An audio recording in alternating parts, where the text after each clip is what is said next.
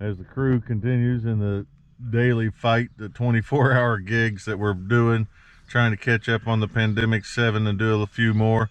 They're stretching out after lunch, trying to find enough in them to do another coat of mud.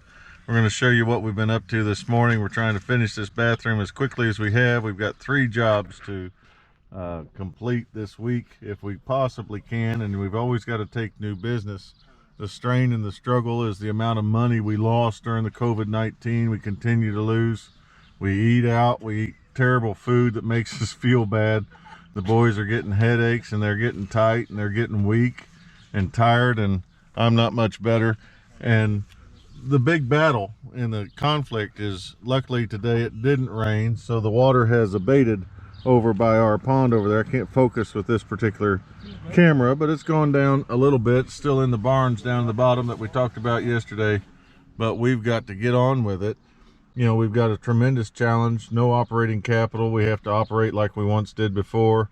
I have to finish the jobs. I will finish the jobs. Many construction companies went bankrupt through this because the flow of buying materials and your contracts of we do what we call an equal contract, where we take material draws and labor draws throughout the job instead of half down and half to go. So all that going on, and then the money dropping so hard so fast, and the expenses of operating and running, we're really undercontracted for what we're doing. And so the challenge and the only way out is you work harder, you do more, and we try to negotiate all we can with our suppliers to stretch out the material bills to where we can get to our completion contracts.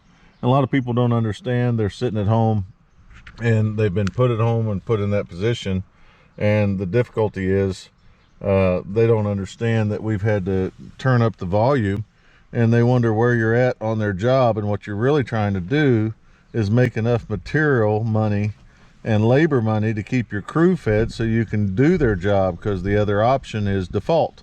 And I could default, but what that means is my suppliers that I got the material for their jobs will lien their property when I go bankrupt. I will not be responsible legally, but personally I feel responsible. And so my option was not to quit and go home and bankrupt like a lot of the companies and just wipe the books. Instead, we worked harder and we worked longer, and we're about 2 weeks back to normal business. I've changed my contracts and all the new business we can do profitably and within reasonable time, but we've got about 2 weeks left of sleeping 4 to 5 hours a night working to accomplish the jobs. And I don't expect customers to understand the legalities and the results of what they do when they hold money or they get petty about this, that, or the other. And I understand it's been a long time, but for us, every day flies. When you're sitting at home, you're wondering where the tile man is, and the tile man's on the other 3 jobs trying to make enough money to pay for their job, because they aren't paying for it till after it's complete. And so with those parameters, it makes this job even more difficult, and it's wore the boys down and me pretty good, but we will prevail. Pardon me. That's a productive call for allergy season in Kentucky. We will prevail.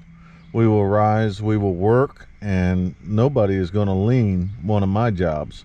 That's not going to happen. Now, a lot of customers don't understand that when their contractor disappears, that it takes 3 months to clear the books for the bankruptcy, and then another 3 weeks or 3 months to complete the bankruptcy. So they won't get liened for about 6 months. So a lot of these contractors that left jobs, the homeowners don't realize it. They've hired somebody else if they could find them to finish them. And what's going to happen is they're going to get this big bill from the supplier that they can't get out of, because material bills are materials in their house that their contractor had put in their house that he defaulted on. And so the secondary lien holder on that is the homeowners. And so they're going to receive these bills in 4 to 5, 6 months. But that won't be us, because we're out here working, trying to make this happen. And it will happen. We're doing very well. Hey guys, it's Brian the Tool Man back here again. Today both Jonathan and John are drywalling. Watch very carefully on how he puts this mud on this wall. It's got to be precise. It's got to be right. and how they call it the money move.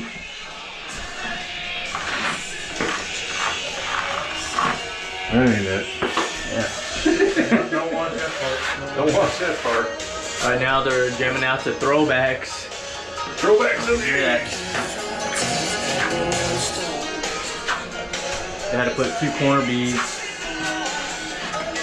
this side.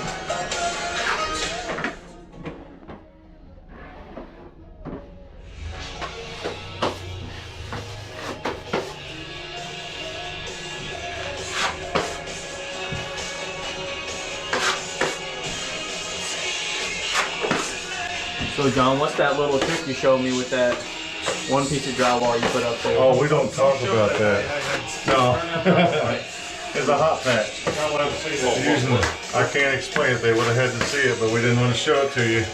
We'll cut that one. Cut that out of there. I didn't know that.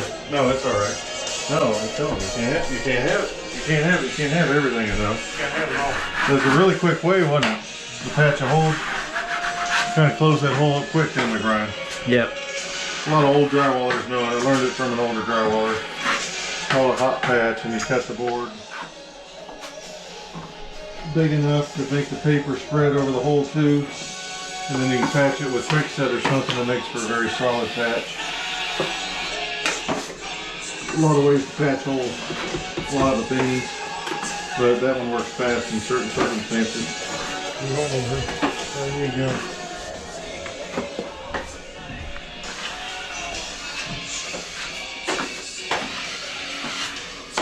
You got the white tape. Look right there. Here it is. Small knife you're standing on.